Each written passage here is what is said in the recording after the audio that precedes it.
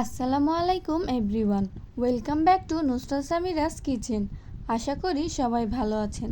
আজকে আমি আপনাদের সাথে শেয়ার করব একটি ডিম দিয়ে কিভাবে 8টি মিনি জার কেক তৈরি করতে হয় সেই রেসিপি। আর এই কেকগুলো হচ্ছে ভ্যানিলা ফ্লেভারের।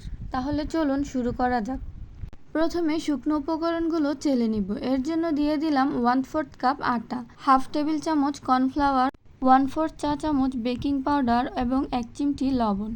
এবার সবগুলো উপকরণ ভালো করে চেলে নেব।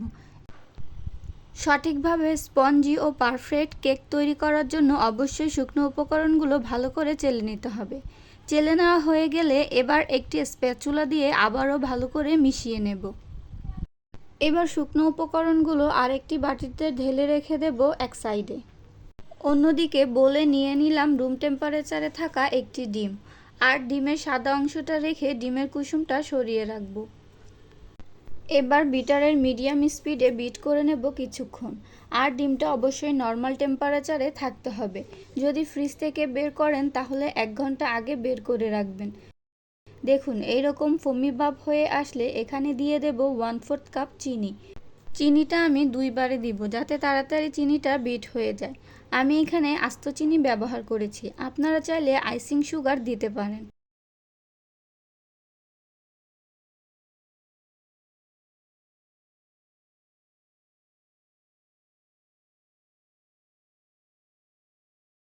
এই পর্যায়ে মোটামুটি বিট করা হয়ে গেছে। এখন এখানে দিয়ে দেব ডিমের কুসুম ও 1/4 চা চামচ ভ্যানিলা এসেন্স। এবার আরও একটু সময় নিয়ে বিট করে নেব।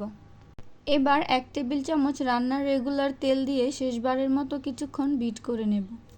দেখুন ডিমের ফোমটা কতটা সুন্দরভাবে হয়ে গেছে, আর এর ভিতরে কোনো বাবলসও দেখা যাচ্ছে না। এবার শুকনো উপকরণগুলো এর সাথে মিশিয়ে নেব। 2 বারে অল্প অল্প করে দিয়ে ব্যাটারটা তৈরি করে নিতে হবে। আর অবশ্যই এই মেশানোর কাজটা খুব সাবধানে করতে হবে যাতে ডিমের ফোমটা নষ্ট হয়ে না যায়।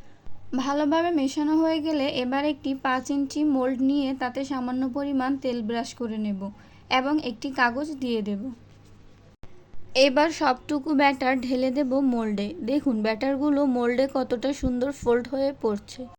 একটি টুথপিক দিয়ে ব্যাটারগুলো মোল্ডে ভালো করে ছড়িয়ে দেব যাতে সব দিকে সমানভাবে বসে, আর মোল্ডের ভেতরে যদি কোনো বাবল থাকে তা বের হয়ে যায়। এখন লাস্টবারের মতো মোল্ডটাকে কয়েকবার ট্যাপ করে নেব। চুলায় একটি মোটা হাঁড়িতে একটি স্ট্যান্ড বসিয়ে ঢাকনা দিয়ে ঢেকে প্রিহিট করে নেব 10 মিনিটের জন্য। যদি ঢাকনায় কোনো ছিদ্র থাকে তাহলে তা বন্ধ করে দিতে হবে যাতে ভেতরের তাপ বাহিরে বের হতে না পারে। 10 মিনিট পরে কেক মোল্ডটা হাঁড়িতে বসিয়ে বেক করে নেব 25 থেকে 30 মিনিটের জন্য। ফিরে আসলাম 30 মিনিট পর। একটা টুথপিক দিয়ে চেক করে দেখতে হবে যে কেকটা ভালো করে হয়েছে কিনা। যদি টুথপিকটা এইরকম পরিষ্কার বের হয় তাহলে কেক হয়ে গেছে। আর যদি টুথপিকের সাথে ব্যাটার লেগে থাকে তাহলে বুঝবেন এখনও হয়নি, তাই আরও 5 মিনিট কেক বেক করে নিতে হবে। এবার রেখে দেব কেকটা পুরোপুরি ঠান্ডা হওয়া পর্যন্ত। ফিরে আসলাম কেক ঠান্ডা হওয়ার পর। দেখুন কেকটা কতটা সফট আর স্পঞ্জি হয়েছে। সঠিক নিয়মে ও সব মাপ ঠিক রেখে কেক তৈরি করলে যে কেউই পারফেক্টভাবে কেক তৈরি করতে পারবে। এখন কেকটাকে 3টা স্লাইস করে নেব।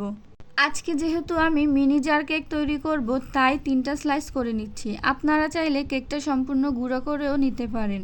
আর যদি জার কেক তৈরি না করে এইরকমই সম্পূর্ণটা ডেকোরেশন করতে চান তাহলে কেকটাকে 2টা স্লাইস করতে হবে। এখন জারের শেপে কেকটা কাটার জন্য আমি এইরকম একটা কাচের গ্লাস নিয়ে নিয়েছি। আপনারা চাইলে কুকি কাটার বা যে কোনো বাটি ব্যবহার করতে পারেন। কেকগুলো কাটার পরে বাকি যে কেকগুলো আছে সেগুলো আমি এরকম হাত দিয়ে গুঁড়ো করে নেব। এবার একটি প্লেটে গুঁড়ো করা কেকগুলো তুলে রাখবো। আর কেকের যে স্লাইসগুলো করেছিলাম সেগুলো এক এক করে জারে দিয়ে দেব আর সুগার সিরাপ দিয়ে কেকগুলো ভিজিয়ে নেব। এবার কেকের উপরে ক্রিম দিয়ে একটা লেয়ার করে নেব। ক্রিম দেওয়ার সময় জারের সাইড থেকে আগে দিয়ে তারপরে আস্তে আস্তে ভেতরে দিতে হবে, এতে জারটা দেখতেও অনেক কিউট লাগবে। সবগুলো জারে ক্রিম দেওয়া হয়ে গেলে এবার উপরে আবার কেকের আরও একটি লেয়ার দিয়ে দেব। এবারে আমি কেকের যে বাকি অংশগুলো গুঁড়ো করে রেখেছিলাম সেইগুলোই দিয়ে দেব যাতে সবগুলো জারে সমানভাবে কেক দিতে পারি। কেকের শেষ লেয়ারটা দেওয়া হয়ে গেলে এখন সবগুলো জারে আবার সুগার সিরাপ দিয়ে দেব এবং ক্রিম দিয়ে ডেকোরেশন করে দেব দেখার সৌন্দর্যের জন্য। আরও একটু বেশি ভালো দেখানোর জন্য কিছু কালারিং সুগার বল দিয়ে দিলাম। ব্যাস তৈরি হয়ে গেছে 1 ডিম দিয়ে 8টা মিনি জার কেক। কেক বানানোর জন্য ডিমটা একটু বড় সাইজের নেওয়ার চেষ্টা করব, তাহলে 8টা বা 9টাও মিনি জার কেক তৈরি করা যাবে। আশা করি ভিডিওটি আপনাদের ভালো লেগেছে, তাহলে একটি লাইক করে বন্ধুদের সাথে শেয়ার করে দিবেন এবং আরও সকল নতুন নতুন ভিডিও দেখতে চ্যানেলটা সাবস্ক্রাইব করে পাশে থাকবেন। ধন্যবাদ।